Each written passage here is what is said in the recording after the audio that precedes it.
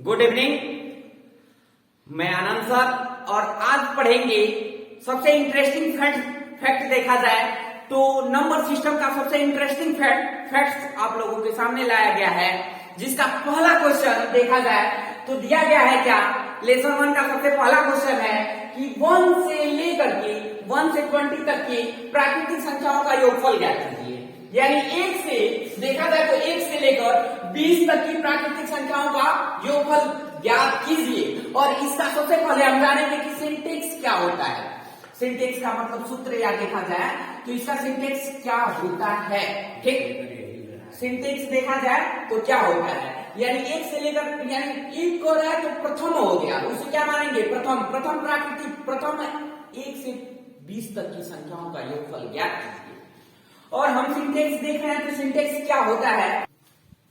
ठीक, तो सिंटेक्स देखा जाए तो सिंटेक्स होता है प्रथम n प्राकृतिक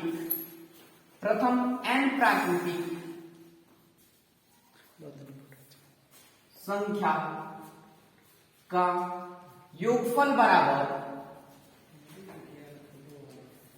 प्रथम n प्राकृतिक संख्याओं का योगफल बराबर होता है कि अंतिम संख्या यानी n और n प्लस 1/2। सिंटेक्स है कि अंतिम संख्या फिर गुणे या n को हम कह सकते हैं क्या, n को मान लिया जाए अगर तो अंतिम संख्या होता है। क्या होता है? अंतिम संख्या। तो n और n प्लस 1/2 यानी n को मान लिया गया अंतिम संख्या, तो अंतिम संख्या गुणे अंतिम संख्या प्लस 1 और बटे में 2। और इसी सूत्र पे आज हम क्वेश्चन को लगाएंगे कि 1 से 20 तक की प्राकृतिक संख्याओं का योगफल क्या होता है। तो सिंटेक्स को उधर लिख लिया जाए, अगर देखा जाए तो सिंटेक्स यहां लिख लेंगे कि n और n प्लस 1/2।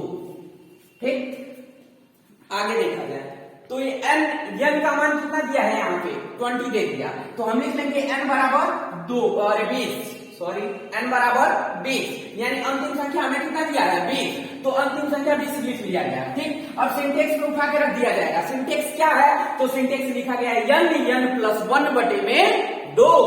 तो आइए रखा जाए n प्लस 1/2। ठीक, तो देखा जाए n का मान कितना है तो 20 रख दिया गया। ठीक, फिर देखें कोष्टक में करके n का मान कितना है तो 20 प्लस 1/2। ठीक, और आगे देखा जाए तो 20। ठीक, और 20 से 21/2। ठीक, यहां से इससे और ये क्या हो जाएगा, कट जाएगा। 2 से 2 दहा में 20, 10 बार में कट गया, और इसका इसमें मल्टीप्लाई कर दिया जाएगा, गुणा कर दिया जाएगा। तो 21 में अगर हम 10 का गुणा करेंगे तो किसी संख्या में अगर देखा जाए किसी संख्या में हम 10 का गुणा कर रहे हैं तो पहले उसी संख्या का इसमें गुणा कर ले। 21 से कम 21 हो गया, 8 to 0 है तो 8 to 0 हम बढ़ा देंगे 210 हो जाएगा। देखे ध्यान से कि अगर किसी संख्या में अगर कह दे तुम्हें कि 11 में 10 का गुणा करेंगे, ठीक, तो सबसे देखा जाता है कि ये जो 1 दिखाई दे रहा है ना, या उसी अंक का एक बार पहले हम टेबल पढ़ लेंगे, 11 कम 11 और 1 0 है तो 1 0 लगा देंगे। अगर यहीं पे कह दिया कि 11 में 100 का गुणा करेंगे तो तुरंत एकदम 11 कम 11 आए 2 0 बचा तो 2 उतार देते हैं। ठीक, देखा जाए इसी टॉपिक पे अगर अगला क्वेश्चन उठा के देखा जाए तो कौन है 1 से लेकर के 30 तक की प्राकृतिक संख्याओं का योगफल ज्ञात कीजिए। यानी 1 से 30 तक की संख्या दे रहा है तो अंतिम संख्या का मान कितना दिया है, n का मान कितना दिया है 30 दिया है। ठीक, तो सिंटेक्स जान ही रहे हैं क्या होगा, अंतिम संख्या को हम n मान लिए तो n में n प्लस 1/2, n का मान रखा जाएगा क्या 30, n का मान क्या रखेंगे 30, तो 30 रख दिया गया, n प्लस 1 फिर n का मान रखेंगे 30 और प्लस 1 रख दिया जाएगा, बटे में 2 कर दिया जाएगा। देखिए n का मान 30 और फिर n प्लस 1 तो 30 प्लस 1/2। फिर आगे देखा जाए तो 30 गुणे 30 में 1 जोड़ा जाएगा तो 31 और बटे में 2। फिर इससे इसमें डिवाइड कर दिया जाएगा तो 2 से अगर 30 को काटा जाएगा तो क्या बार में कटेगा 15 बार में कटेगा। तो फिर इसका इसमें मल्टीप्लाई कर लिया जाएगा, 15 गुणे 31, ठीक, 15 गुणे 31। और 15 में अगर 31 का गुणा कर दिया जाए तो 15 में 31 का गुणा करेंगे तो फिर आ जाएगा 465। यही क्या हो जाएगा, आंसर, ठीक। ऐसे अगर क्वेश्चन मिल जाए कि अगर किसी भी क्वेश्चन को ऐसे कहेगा कि प्रथम n प्राकृतिक संख्याओं का योगफल ज्ञात कीजिए, तो तुरंत इसी सिंटेक्स पे उठा के रख देंगे और कोई भी क्वेश्चन को हम सॉल्व कर सकते हैं इसी क्वेश्चन पे, इसी सूत्र पे रख करके, n+1/2, ठीक। देखा जाए अगला क्वेश्चन, तो 1 से लेकर के 20 तक की सम संख्याओं का योगफल ज्ञात कीजिए। तो पहले 1 से 20 तक की सम संख्या देखेंगे कि 1 से 20 के बीच में कितनी सम संख्या आती है, ठीक। तो एक देखा जाए 1 से 20 में कितनी सम संख्या आती है, तो अगर मान लिया जाए, अगर 20 को n मान लें, अगर हम 20 को n मान लें, ठीक, 20 यहाँ 20 तक कर रहा है तो n बराबर 20 मान लिया जाए, ठीक। n का मान अगर 20 मान लिया जाए तो इसी का 20 का आधा कर लेंगे तो हमें पता चल जाएगा कि कितनी सम संख्या और कितनी विषम संख्या है। तो n बटे में 2, तो n का मान कितना रखा गया, 20, 20 बटे में 2, तो 2 रहा में 20, यानी सम संख्या जो आ रहा है वो कितना है, तो 10 है। यानी 10, ये 10 इसका बस सम संख्या का मान आ रहा है। तो वो अगर 1 से लेकर के 20 तक की सम संख्याओं का योगफल ज्ञात कीजिए, ठीक। तो सिंटेक्स, अब सिंटेक्स पे उठा के रख दिया जाएगा। तो सिंटेक्स देखा जाए क्या होता है, तो सिंटेक्स होता है कि प्रथम सिंटेक्स होता है प्रथम n सम संख्याओं का योगफल बराबर सम संख्याओं का योगफल बराबर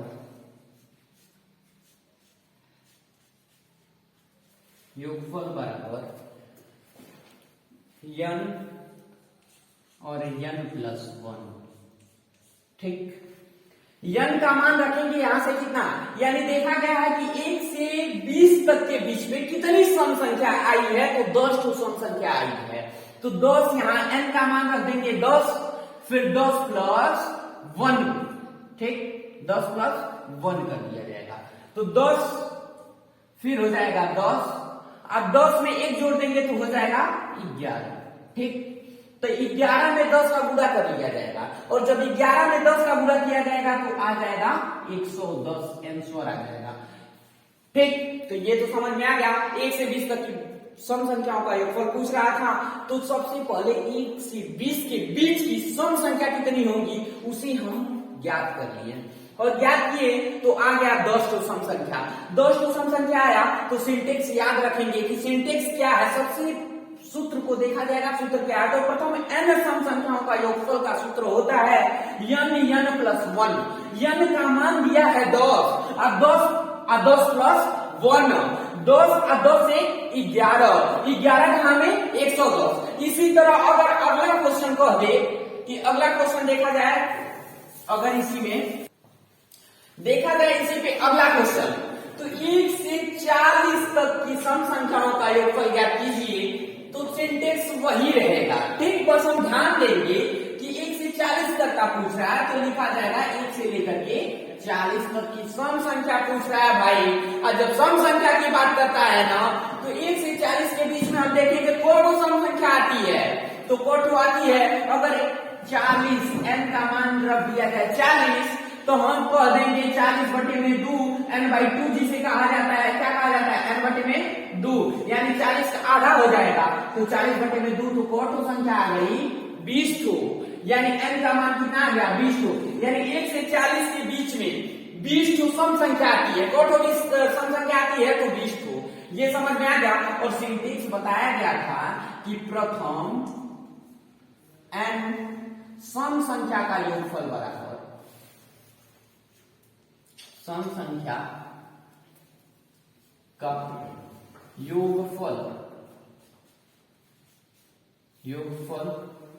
बराबर होता है प्रथम n सम संख्याओं का योगफल का सिंटेक्स होता है n+1, ठीक, ये सिंटेक्स है और इसी पे वैल्यू को पुट किया जाएगा। ठीक, यानी n प्लस 1 पे अगर हम n का मान देखें क्या दिया है 20 आया है। ठीक, और 20 रखा जाएगा, n का मान 20 रख दिया गया, n प्लस 1 फिर 20 प्लस 1।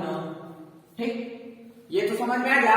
फिर 20 प्लस 1, अब देखेंगे कि 20 फिर 20 से 21, 20 से 21 हो गया। ठीक ना, अब इसका इसमें क्या कर दिया जाएगा, गुणा कर दिया जाएगा। क्या किया जाएगा, तो गुणा किया जाएगा।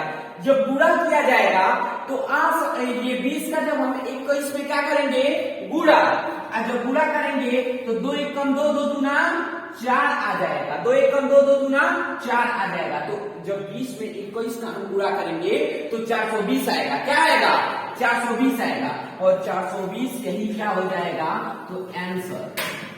ये समझ में आ गया होगा। ठीक, देखिए अगला क्वेश्चन, अगला जो क्वेश्चन था उसमें बताया गया था कि 1 से लेकर के 20 तक या 30 तक 40 तक की सम संख्याओं का योगफल, और इसमें देखा जाए अगले क्वेश्चन में तो 1 से लेकर के 20 तक की विषम संख्याओं का योगफल हमसे पूछ रहा है, और इस पे चर्चा किया जाएगा कि ये कैसे लगेगा।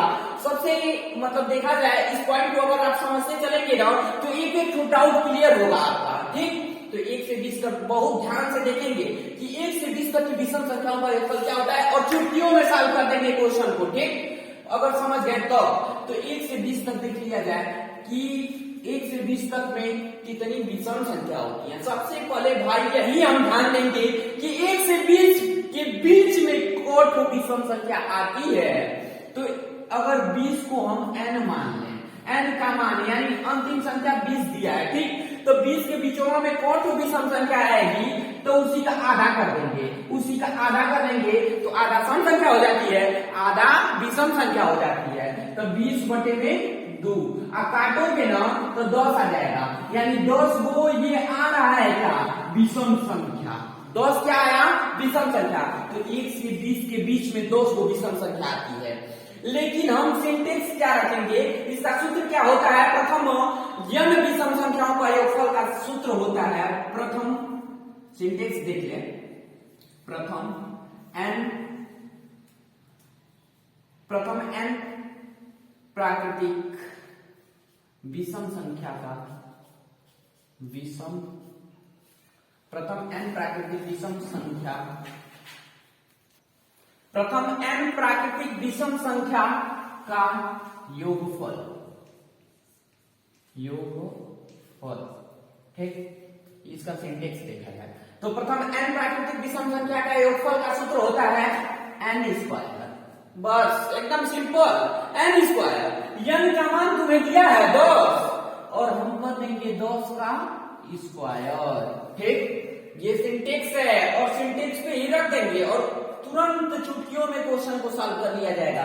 10 का स्क्वायर, और किसी संख्या के पावर ना जब 2 रहता है तो उसका 2 बार गुणा होता है। स्क्वायर का मतलब होता है, मान लीजिए यहाँ कह दिया जाए कि 5 की पावर 2 यानी 5 का स्क्वायर, तब 5 का 2 बार गुणा किया जाएगा। ये नहीं कि 5 गुणे 2 हम कर देंगे। इतना ध्यान देंगे कि किसी संख्या के पावर 2 तो उसी संख्या का 2 बार गुणा। कै बार गुणा, तो 2 बार गुणा। तो वहां कह रहा है कि 10 का स्क्वायर, तो 10 का कौ बार गुणा होगा, 2 बार गुणा होगा, तो 10 का हमें 100 हो जाएगा। आंसर देखिए ध्यान से, 10 का स्क्वायर तो 10 का हमें 100, ये आंसर होगा। और यही सबसे मेन टॉपिक ध्यान देंगे कि जब भी स्क्वायर की बात करती है तो उसी संख्या का उसी में 2 बार गुणा करते हैं।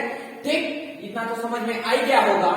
ठीक, अगला क्वेश्चन देखा जाए। देखिए अगला क्वेश्चन क्या होता है, और अगला क्वेश्चन हम देखेंगे कि 1 से 60 तक की विषम संख्याओं का योगफल क्या होता है। तो सेम फॉर्मूला, सेम हर चीज वही रहेगा, बस अंक को चेंज कर दिया गया है, सिंटेक्स वही रहेगा।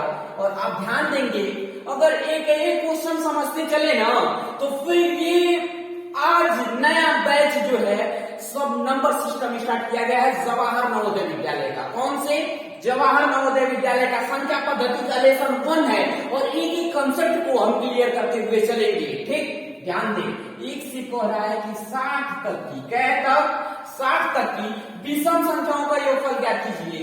तो देखिए सेम वही किया जाएगा, n के मान को 60 दे दिया तो हम 60 का आधा कर लेना, n बटे 2 कर दिया जाएगा। ठीक, तो 60 n का मान रख देंगे 60 अब बटे में 2 और 2 से है जब कटेगा तो हो जाएगा 30, यानी n का मान 30 आ गया। यानी n जो दिया है वो कौन सी संख्या दी गई है? विषम संख्या। यानी विषम संख्या कैसे आ गई? 1 से 60 के बीच में विषम संख्या कट हुआ तो 30 ठो। मान लें कि 1 से 60 के बीच में 30 ठो विषम संख्या हमको मिल गया। ठीक, इतना समझ में आ गया। और तुम्हें सिंटेक्स बताया गया है, अभी जस्ट ध्यान देंगे कि प्रथम n विषम संख्याओं का योगफल जो होता है n विषम संख्या का योगफल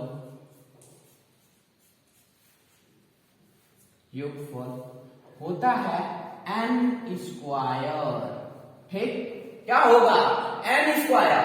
और देखिए ना n का मान दिया है 30 तो हम कर लेंगे 30 का स्क्वायर। ठीक, क्या करेंगे? 30 का स्क्वायर। और अभी जस्ट बताया गया है कि किसी संख्या का जब स्क्वायर करते हैं तो उसका 2 बार गुणा करते हैं। कै बार गुणा? 2 बार गुणा। बहुत अच्छे, ध्यान दे, 30 गुणे 30। ठीक ना? कितने लोग ध्यान देंगे कि ऐसा न करके कि 30 का स्क्वायर है तो 30 गुणे 2 लिखेंगे। ठीक, तो वहीं से मिस्टेक हो जाएगा तुरंत, 30 गुणे 30 लिखेंगे। ठीक, और देखिए गुणा करने का सबसे आसान तरीका कि जब भी 30 का गुणा 30 में कर दे, 10 का गुणा 10 में कर दे, 20 का गुणा 20 में कर दे, तो टॉपिक ध्यान देंगे। सबसे पहले अंक का गुणा अंक में करके और 0 को अभी छोड़ दिया जाता है। 3 तरीके 9 होगा। हाय देखिए, हाय ये को 0 है, हाय ये को 0 है ना भाई, तो 2 को 0 अगवा लग जाएगा 900। ठीक, या फिर तुमसे ऐसे कह दे कि 20 का स्क्वायर ज्ञात कीजिए, 20 का स्क्वायर ज्ञात कीजिए, तो तुम तुरंत लिख दोगे क्या कि 20 गुणे 20। कोई दिक्कत नहीं। अब हम बताए हैं क्या कि अंक का गुणा अंक में कर दिया जाता है, 2 गुना 4 और 0 0 उतर जाएगा तो 2 को 0 400। ऐसे हम कॉन्सेप्ट को क्लियर करते हुए चलेंगे। ठीक, देखिए अगला क्वेश्चन देखा जाएगा। एकदम 1 से 20 तक की विषम संख्याओं का योगफल ज्ञात कीजिए। ठीक, तो अभी इसके पहले क्वेश्चन बताया गया है, बस थोड़ी थोड़ी आप ध्यान देते रहिए और हम आगे बढ़ते रहेंगे एकदम। ठीक ना? तो 1 से 120 तक की विषम संख्याओं का योगफल सबसे पहले देखा जाए कि 1 से 120 के बीच में कितनी विषम संख्या आती है। ठीक, ध्यान देंगे कि 1 से 120 के बीच में कितनी विषम संख्या आती है। तो n का मान दिया 120, 120 का आधा करेंगे क्योंकि 1 से 120 के बीच में कितनी विषम संख्या आती है, तो n बटे 2 कर ले। क्या कर ले? n बटे 2, तो 120 बटे में 2 काटेंगे तो आ जाएगा 60। यानी कितनी विषम संख्या आती है? तो 60 वो विषम संख्या आती है। क्या तो विषम संख्या? 60। यानी n का मान तुम्हें कितना दे दिया? 60। इतना तो समझ में आ गया कि 1 से 120 के बीच में 60 विषम संख्या आती है। तो सिंटेक्स लिखेंगे क्या? प्रथम n प्राकृतिक विषम संख्या का योगफल, विषम संख्या का योगफल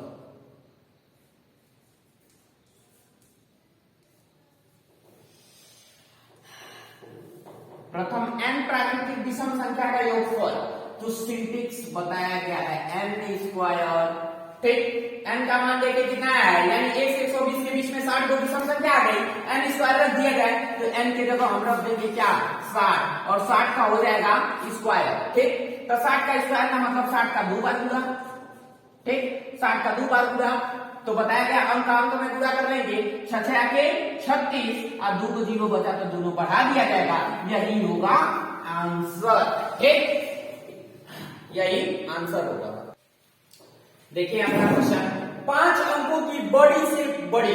ठीक, बड़ी से बड़ी, यहाँ बड़ी से बड़ी रहेगा, बड़ी से बड़ी। ठीक, ठीक है। तो 5 अंकों की बड़ी से बड़ी तथा छोटी से छोटी संख्याओं का योगफल कितना होगा। तो सबसे पहले हम देखेंगे कि 5 अंकों की बड़ी संख्या क्या होती है और 5 अंकों की छोटी संख्या क्या होती है। ये सबसे पहले कॉन्सेप्ट को हम समझेंगे कि 5 अंकों की बड़ी संख्या, तो 5 अंकों की बड़ी संख्या, ठीक। और अगला 5 अंकों की छोटी संख्या, ये ध्यान देंगे एकदम, 5 अंकों की छोटी संख्या,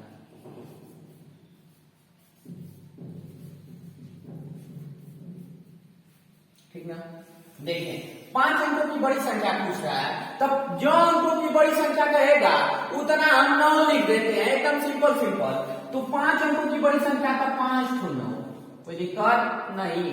तुमसे कहता कि 2 अंकों की बड़ी संख्या बताइए, तो 2 को 9 डायरेक्ट लिख देना एकदम, उसी को हम कहेंगे 99। 1 अंकों की बड़ी संख्या पूछ दिया जाए तो क्या होगा, 1 9।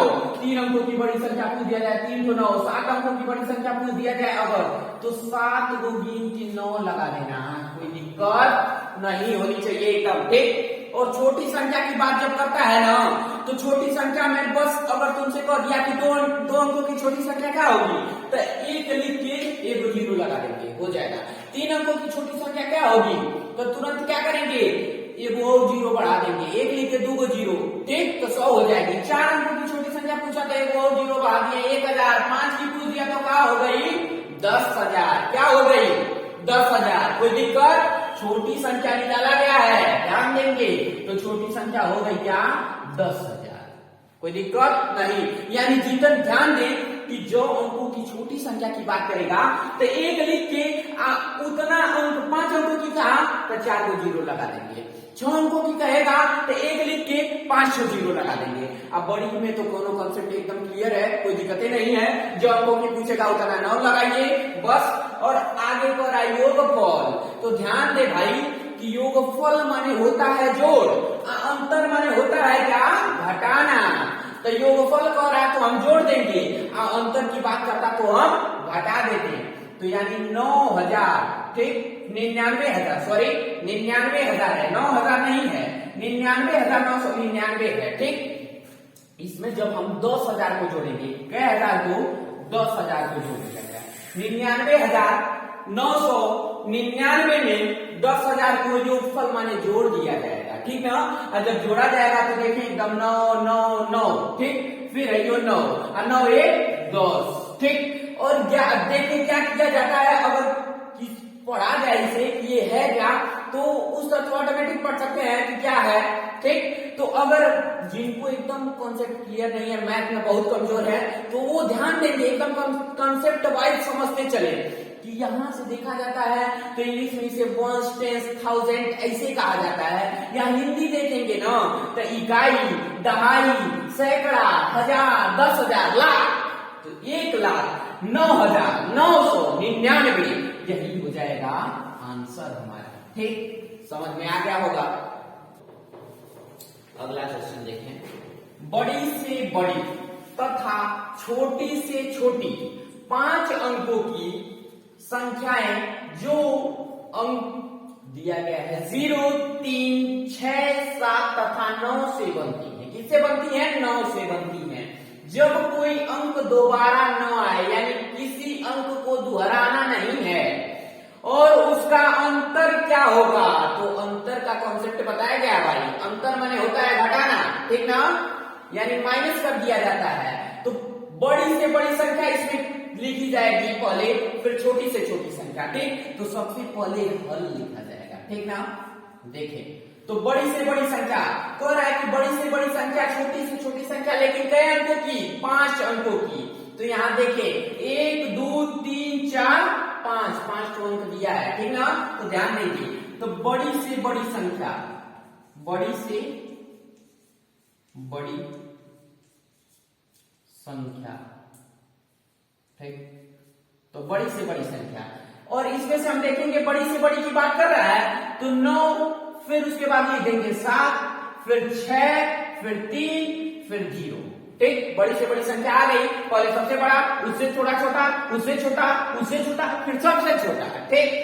फिर देखें छोटी सी छोटी से छोटी संख्या,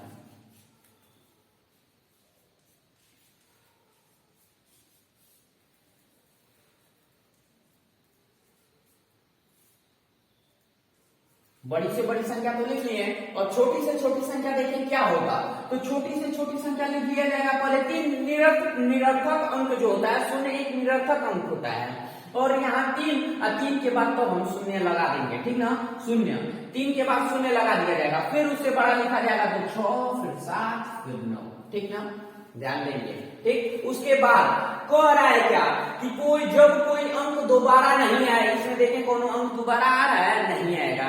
9 7 6 3 0 या फिर 3 0 6 7 9 कौन अंक दोबारा नहीं गया है।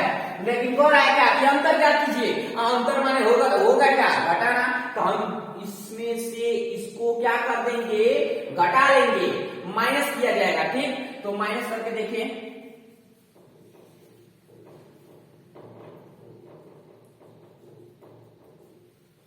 ठीक ना, माइनस कर दिया जाएगा और माइनस किया जाएगा तो आएगा कितना, ठीक। माइनस कर दिया जाए, देखिए कितना आता है। अगर यहां से घटाया जाए इसमें से तो 10, यहां से 80 ले लेंगे, 10 में से 9 जाए 1 आ जाएगा, ठीक ना, 1 आएगा। फिर यहाँ बचा 2, यहाँ से 80 लेंगे 1 ठो, यहाँ से जब 80 लेंगे तो 12 में से 7 घटा देंगे तो 5 आ जाएगा, 5, ठीक। फिर यहाँ बचा 5, यहाँ से 80 लेंगे 15 और 15 में से 6 जाए तो 9 आ जाएगा, ठीक। यहाँ बच गया 6 तो 6 में से 0 जाए 6 हो जाएगा। फिर बचा क्या 9 में से 3 जाए हो जाएगा 6। तो पूछ क्या रहा है तुमसे कि बड़ी से बड़ी छोटी से छोटी 5 अंकों की संख्या जो तुम्हें नंबर दे दिया है, नंबर में कोई दिक्कत नहीं है, नंबर देखिए 5 अंक दिया हुआ है, तो हराइए ना और उसका अंतर क्या कीजिए। हम लिख दिए कि बड़ी से बड़ी संख्या बराबर 9 7 6 3 0, छोटी से छोटी संख्या बराबर 3 0 6 7 9, ठीक। अंतर कहा तो यहीं से फिर उसे माइनस कर दिया गया और माइनस कर दिया गया और यही आंसर आ गया हमारा, ठीक। अगला क्वेश्चन देखिए, तो 1 से 30 तक की अभाज्य संख्या ज्ञात कीजिए। तो सबसे पहले लिखेंगे क्या, हल, ठीक है। सबसे पहले लिखा जाएगा हल, ठीक। तो देखेंगे क्या कि 1 से 30 के बीच में, 1 से 30 के बीच में कौन अभाज्य संख्या होती है, आती है या कैठो अभाज्य संख्या होता है, ठीक ना। तो सबसे पहले ये जान लेना कि अभाज्य संख्या होता क्या है। अभाज्य नंबर यानी अभाज्य संख्या होता है, किसे कहते हैं, जब हम जानेंगे तो तुरंत 2 मिनट में क्वेश्चन को लगा सकते हैं, और नहीं पता है तो फिर नहीं लगा पाएंगे। बस कंसेप्ट वाइज क्लियर करते चलेंगे कि अभाज्य संख्या क्या होती है, ठीक। तो अभाज्य संख्या वही होती है, अभाज्य संख्या उसे कहते हैं जो खुद से कटे, यानी स्वयं से कटे और 1 से कटे। किससे कटे, खुद से कटे और 1 से कटे, अन्य किसी संख्या से न कटे, केवल खुद से कटे और 1 से कटे, वही अभाज्य संख्या होगी। अगर हम एक एग्जांपल ले रहे हैं तो समझ में आ जाएगा, जैसे 2 ले लिया जाए तो 2 देखा जाए ना तो 1 से कटेगा और फिर स्वयं से कटेगा। तो डेफिनेशन अभी हम बताए हैं, डेफिनेशन लिखवाने का काम नहीं है, बस समझते चले और कंसेप्ट वाइज क्वेश्चन करते चले, फिर हर डाउट को क्लियर कर दिया जाएगा तुरंत एकदम, ठीक। तो यहाँ 2 ले लिया गया, अब 2 1 से कटता है, किससे कटता है भाई, तो 1 से, अब खुद से कटता है, अन्य किसी भी संख्या से नहीं कटता है। तो 2 क्या है, अभाज्य संख्या है, क्या है, तो अभाज्य संख्या है। अगर तुम 3 ले रहे हो तो 3 भी खुद से कटता है और 1 से कटता है, यानी 1 से कटा खुद से। तो बस ऐसा नंबर, ऐसी संख्या या ऐसा नंबर जो खुद से कटे और 1 से कटे, उसी संख्या को अभाज्य संख्या कहते हैं, ठीक ना। समझ में आया। तो आगे देखें कि 1 से 30 के बीच में कितनी अभाज्य संख्या होती है। तो फिर सॉल्व किया जाए कि 1 से 30 के बीच में कितना होगा। तो पहला हो जाएगा 2, होगा ना, फिर हो सकता है 3, ठीक, फिर लिखेंगे 5, फिर लिखेंगे 7, ठीक, या फिर लिखेंगे 11, फिर 13, ठीक ना, 13, फिर लिखेंगे हम 17, फिर लिखेंगे 19, ठीक। कंसेप्ट वाइज क्लियर एकदम चलते रहेंगे हम लोग। 19 के बाद आगे जब बढ़ेंगे ना तो 19 के बाद ना 20 होगा, ना 21 होगा, ना 22 होगा, ना 23 होगा, ना 24 होगा, ना 25 होगा, ना 26 होगा, ना 27 होगा, ना 28 होगा, लेकिन 29 क्या है? अभाज्य संख्या है। क्या है? अभाज्य संख्या। और देखिए कैसे ये सब अभाज्य संख्या है। पहले तो कंसेप्ट ये समझ लें कि 1 2 3 4 5 6 7 8 9। तो तुमसे क्या रहा है? 1 से 30 के बीच में कितनी अभाज्य संख्याएं हैं ज्ञात कीजिए। तो कौन अभाज्य संख्या हो गई? कैठो अभाज्य संख्या हो गई? 9 ठो। कैठो? 9। 1 2 3 4 5 6 7 8 9 9 ठो। ठीक, तो 9 क्या है? अभाज्य संख्या कितनी आ गई? 9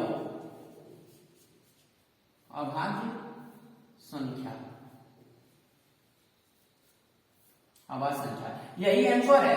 लेकिन ध्यान दें थोड़ी सा, जब भी अभाज्य संख्या की बात करेगा, देखिए 2 कैसे अभाज्य संख्या, अभी तो मैं बताया ना 2 कैसे अभाज्य संख्या है। तो 1 से कटेगा, 2 से कटेगा, यानी खुद से कटेगा, 1 से कटेगा। यहां से कोई ऐसा नंबर नहीं है कि जो खुद से कटे, 1 से कटे और उसके अलावा भी किसी नंबर से कट जाए, ऐसा कोई संख्या नहीं है। अगर ऐसी संख्या रहेगी तो वो अभाज्य संख्या नहीं रहती है। तो अगर 11 को उठा के ले लिया जाए तो 11 भी 1 से कटेगा, खुद से कटेगा, अन्य किसी संख्या से नहीं कटेगा।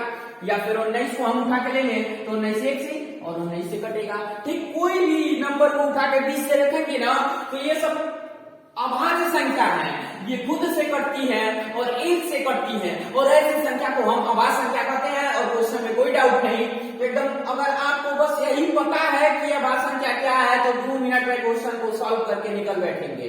ठीक, और हमेशा हम पेपर में ना ये ध्यान देते हैं, पेपर में जब भी किसी एग्जाम को टारगेट बना के पढ़ना शुरू करते हैं तो ये ध्यान देंगे कि समय, टाइम को ध्यान देते हुए क्वेश्चन आता हुआ क्वेश्चन हम पेपर में छोड़ के चले आते हैं। क्यों? क्योंकि हमें क्वेश्चन आ रहा है लेकिन समय कम पड़ जाता है। तो हमेशा हम एकदम माइंड को कांस्टेंट रख के एकदम ध्यान दिया जाता है। और तुमसे कह रहा है कि 1 से 30 की अभाज्य संख्या क्या कीजिए, फटाक से, तुम्हें पता है कि 1 से कटे और खुद से कटे उसे अभाज्य नंबर करते हैं, फटाफट एकदम लगाओगे और 9 आंसर आ जाएगा। ठीक, देखिए अगला क्वेश्चन हमने करके आया है। क्या अगले क्वेश्चन को टारगेट बना के चला जाए, देखा जाए क्या कर रहा है कि 214.5 है। अगर दशमलव के बाद के अंकों को जब भी पढ़ा जाता है ना तो अकेले अकेले पढ़ा जाता है। दशमलव के इधर के अंक को हम जैसे रहेगा वैसे पढ़ लेंगे, लेकिन दशमलव के बाद के अंक को अकेले अकेले काउंट किया जाता है। ठीक, इतना समझ में आ गया। तो आगे कर आगे स्थानीय मान ज्ञात कीजिए। क्या ज्ञात कीजिए? तो स्थानीय मान ज्ञात कीजिए। स्थानीय मान यानी प्लेस वैल्यू, एकदम सिंपल है, कोई दिक्कत नहीं है। 2 मिनट एकदम चुटकी में क्वेश्चन को सॉल्व करेंगे आप, बस थोड़ी सा कॉन्सेप्ट है उसे आप क्लियर कर दें। उसके बाद तो फिर आप चुटकी में आना नहीं है, बस क्वेश्चन देखेंगे और लगा के रख देंगे, तुरंत एकदम आंसर बताएंगे, क्या आंसर आएगा। ठीक है, तो स्थानीय मान अगर दशमलव नहीं रहता है तो हमें निकालने में कोई दिक्कत नहीं होती है, क्योंकि डायरेक्ट एकदम करते जाते हैं। लेकिन बस पॉइंट दे दिया तो थोड़ी सा हिचकिच होगी, लेकिन कोनो दिक्कत नहीं है। दशमलव से डरा नहीं जाता है, ये अपना भाई भी डर है। ठीक ना, आइए समझा जाए। देखिए सबसे पहले हम दशमलव की इस साइड के अंक को लेके चलते हैं, दशमलव के इधर के अंक को लेके चलेंगे, और जैसे स्थानीय मान निकालते हैं ना दशमलव के इधर के अंक का, वैसे ही निकाला जाएगा। 4 का स्थानीय मान क्या होगा देखा जाए तो 4 का स्थानीय मान हो जाएगा 4 में 1 का गुणा करेंगे तो 4 एकम 4 हो जाएगा। क्या होगा? 4। फिर 1 अंक आगे बढ़ गए तो 1 का स्थानीय मान क्या होगा? तो 1 में किसका गुणा करेंगे? 10 का गुणा करेंगे तो क्या हो जाएगा? 10 एकम 10 हो जाएगा। क्या होगा? तो 10 एकम 10 हो जाएगा। और 2, अब 1 एक अंक आगे बढ़ते तो इसलिए ना किया जाता है भाई। तो 2 का स्थानीय मान क्या करेंगे तो 2 गुणे कितना हो जाएगा? 100, तो हो जाएगा 200। ठीक, इसमें कोई डाउट? ऐसे हम स्थानीय मान क्या करते हैं, एकदम सिंपल। लेकिन जब दशमलव के इस पार जाएंगे, ध्यान देंगे, यही कंसेप्ट को समझने की बात है कि दशमलव के इस पार जब जाएंगे तो दशमलव के बाद 1 अंक है। और देखिए आप जानते होंगे कि दशमलव के बाद 1 अंक जब रहेगा ना तो इसका जब हम प्लेस वैल्यू निकालते हैं स्थानीय मान, तो जब दशमलव के इधर 1 अंक पहले स्थान पे जाते हैं तो वही अंक लिख के उसके बटे में 10 लिख दिया जाता है। ठीक, कंसेप्ट समझ में आया एकदम कि दशमलव के 1 अंक बाद जाएंगे तो उसके बटे में क्या लिखेंगे? 10 लिखेंगे। क्या लिखेंगे? 10। और दूसरे स्थान पे जाएंगे तो उसके बटे में वही अंक रहेगा सेम, और उसके बटे में हम क्या लिख देंगे 100। अगर यहाँ 3 को अंक देता ना भाई तो तुरंत क्या करते तुम, वो तीसरे अंक को लिख करके और उसके बटे में 1000 लिख देते। अगर अगला एग्जांपल हम ले रहे हैं तो तुरंत देख लेंगे, अगले एग्जांपल की चर्चा कर लेंगे, एक और एग्जांपल लेकर के ठीक मल्टीप्लाई करेंगे 7 आएगा, एकदम डायरेक्ट रख सकते हैं आप ठीक। फिर एक अंक आगे बढ़ेंगे, यानी उसमें तो बताया गया था वैसे ना, एकदम डायरेक्ट करेंगे, क्योंकि पेपर देते समय हमें समय का ख्याल रख के पेपर दिया जाता है, क्योंकि time is most important is our life, समय हमारे जीवन में बहुत जरूरी है ठीक। तो 7 का 7 हो गया, और 1 का देखेंगे ना तो जब दूसरे स्थान पे जाते हैं तो 10 से गुणा करते हैं, पहले स्थान पे 1 से, दूसरे स्थान पे 10 से गुणा करते हैं, तो 1 में 10 का गुणा कर लेंगे 10 ही आएगा ठीक। तीसरे स्थान पे जब जाएंगे तो उसमें 100 से गुणा करेंगे, और जब 2 में देखा जाए 100 से गुणा किया जाए तो 200 आ जाएगा, क्या आएगा 200 आ जाएगा। अब जब पॉइंट के इधर जाएंगे, एक अंक इधर जाएंगे ना तो बताया है क्या कि उसके बटे में 10 कर दिया जाता है, जब दशमलव के एक अंक बाद जाते हैं तो उसके बटे में 10, तो 4 बटे में 10 हो गया ठीक। और जब दूसरे स्थान पे जाएंगे तो उसके बटे में क्या कर दिया जाता है, तो 100, एक जीरो और बढ़ जाएगा, यहाँ 10 था तो वहां एक जीरो बढ़ गया तो 100 हो गया। और जब तीसरे स्थान पे जाएंगे तो उसके बटे में क्या कर दिया जाएगा, एक को और जीरो बढ़ा दिया जाएगा, 100 के आगे एक और जीरो लगा तो 1000 हो गया। कोई दिक्कत? तो आगे अगले वीडियो में चर्चा किया जाएगा, यानी अगले पार्ट 2 में चर्चा किया जाएगा ठीक। और एक ही क्लास में पूरे नंबर सिस्टम को क्या कर दिया गया, एकदम खलास कर दिया गया, देखा जाए तो समाप्त हो गया, यानी एक क्लास और नंबर सिस्टम खलास।